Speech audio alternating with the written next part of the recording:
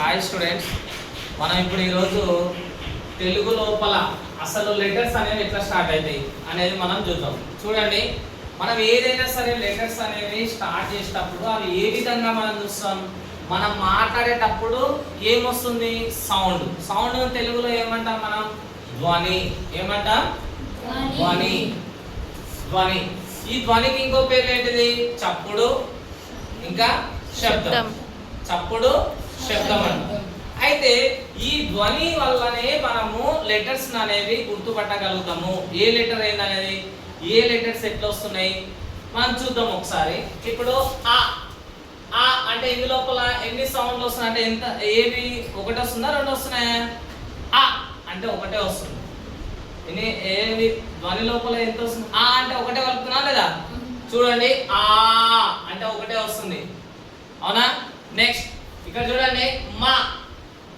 మా అంటే ఇందు లోపల ఈ లెటర్స్ లోపల రెండు సౌండ్ వస్తుంది. మా అంటే రెండు లెటర్స్ వస్తున్నాయి. చూడండి, ప్లస్ ఆ. ఇప్పుడు ఇవి రెండు సౌండ్ వస్తున్నాయి. ఇక్కడ చూడండి, ఇది ఒకటే వస్తుంది. తర్వాత 3 వచ్చేది చూద్దాం. ఇప్పుడు మాకు మావత్ ఇచ్చినప్పుడు ఇందు లోపల 3 ధ్వనులు ఉన్నాయి. ఇప్పుడు ఎలా అంటే ప్లస్ ఇది మావత్ వచ్చింది కాబట్టి ఇది కూడా ఒక సౌండ్ వస్తుంది. ఇందులో మా అంటే ఇందు లోపల ఆ ఉంది. ఇంకోటి నెక్స్ట్ మనం 4 ధ్వనులు వచ్చేటటువంటి ఇది చూద్దాం ఒకసారి. స్ట్రా. ఇక్కడ చూడండి, ఇందు లోపల ఇక్కడ వచ్చేసి ఫస్ట్ టాకు నకారపులు ఇది ఒక సౌండ్. తర్వాత షా. షాకు ఇది ఒక సౌండ్ వస్తుంది. తర్వాత రావత్ వచ్చింది కాబట్టి రాలో ఇది ఒక సౌండ్ ఉంది, ధ్వని వస్తుంది.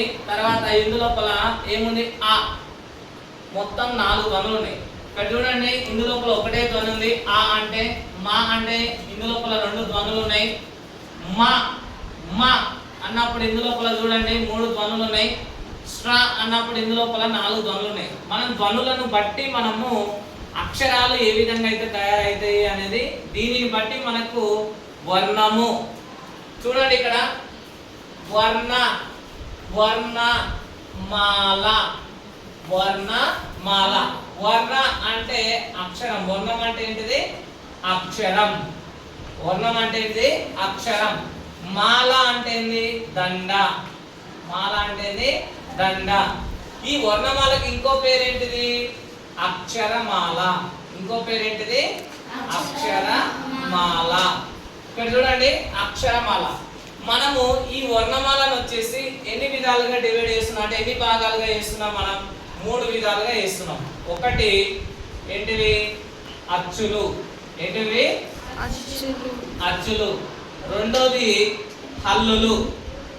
రెండోది ఏంటిదమ్మా? హల్లులు. మూడోది ఏంటిది? ఉభయ అక్షరాలు. మూడోది ఏంటిది? ఉభయ అక్షరాలు. ఉభయ అక్షరాలు. ఇక్కడ చూడండి, మనము ఈ వర్ణమాల లేదా అక్షరమాలను మనం 3 విధాలుగా విభజించడం జరిగింది. అచ్చులు, హల్లులు, ఉభయ అక్షరాలు. ఏంటివి? అచ్చులు, హల్లులు, ఉభయ అక్షరాలు. అయితే ఇందులోపల మనము అచ్చులను వచ్చేసి మనం మళ్ళీ మనము 2 రకాలుగా తీసుకోవచ్చు. అచ్చులు మనం అందులోపల అచ్చులు చూద్దాం. అచ్చుల లోపల క్లియర్ గా గుర్తుపెట్టుకోండి, అచ్చులు 2 రకాలు ఉంటాయి. ఎన్ని రకాలు ఉంటాయి? 2 రకాలు. అవి ఏంటివి? ఒకటి అశ్వాలు. ఏంటివి? అశ్వాలు. 2 దీర్ఘాలు. ఏమంటున్నాం మనం? దీర్ఘాలు. ఇక్కడ చూడండి, అశ్వాచులు అని కూడా వీటిని అనొచ్చు. ఏమనొచ్చు మనం? అశ్వాచులు. ఏమంటాం? అశ్వాచులు. రెండోది వీటిని దీర్ఘాలలో ఉన్నటువంటి వాటిని దీర్ఘాచులు అని కూడా మనం చెప్పొచ్చు. దీర్ఘాచులు. ఓకే, ఇక్కడ మనం చూసినట్టయితే ఇక్కడ చూడండి, మనము అశ్వాచులు, దీర్ఘాచులు. అసలు అశ్వాచులు అంటే ఏంటి? అశ్వాచులు అంటే ఏంటి చూద్దాం. అశ్వాచులు అంటే ఏకమాత్ర కాలంలో పలికే వాటిని ఏమంటున్నాం మనం? అశ్వాచులు అంటున్నాం. ఏకమాత్ర కాలంలో అంటే చూడండి, ఒక మాత్ర కాలంలో అవి ఏమేమి ఉన్నాయి అచ్చుల్లో? ఇగో ఇవి. దీన్ని ఎలా పలుకుతున్నాం? ఆ. ఈ ఊ తర్వాత చెప్పండి రు తర్వాత ఏ తర్వాత ఓ వీటిని అశ్వాచులు అంటాం. ఇవి ఏకమాత్ర కాలంలో పలికే వాటిని వీటిని మనం ఏమంటున్నాం అశ్వాచులు అంటాం. ఏంటి అవి ఆ ఈ ఉ రు ఏ ఓ ఇవి తక్కువ సమయంలో పలుకుతున్నాం చూడండి. నెక్స్ట్ మనకు వచ్చేసి దీర్ఘాచులు. ఏంటిది దీర్ఘాచులు. దీర్ఘాచుల్లో వచ్చేసి మనము ఇది ఎక్కువ సమయంలో పలుకుతున్నాం, ఎక్కువ టైం తీసుకొని పలుకుతున్నాం. అవి ఏంటివి ఆ ఈ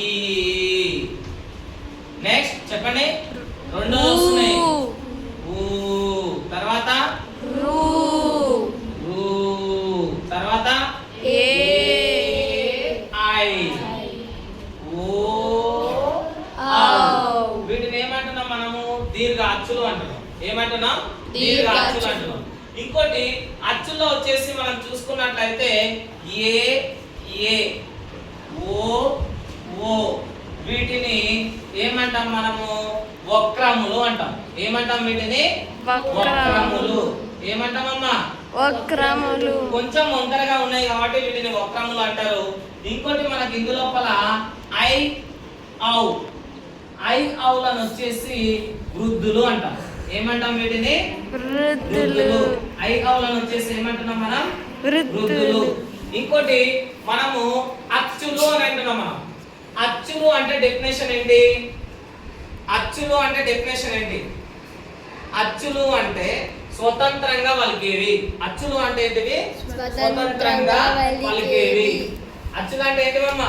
స్వతంత్రంగా పలికేవి. అచ్చులు అంటే ఏంటి డెఫినేషన్? స్వతంత్రంగా స్వతంత్రంగా పలికేవి. స్వతంత్రంగా పలికే వాటిని ఏమంటారు? అచ్చులు అంటారు. వీటిని స్వరాలు అని కూడా అంటారు. ఇంకో పేరు ఏంటి వీటికి? స్వరాలు. ఇంకో పేరు ఏంటి వీటికి? స్వరాలు. ఇక్కడ మనము వర్ణమాలను వచ్చేసి 3 విభాగాలుగా తీసుకున్నామని చెప్పినాం. అచ్చులు, హల్లులు, ఉభయాక్షరాలు. అందులోపల మనం అచ్చులను తీసుకున్నాం. అచ్చులు వచ్చేసి 2 రకాలు.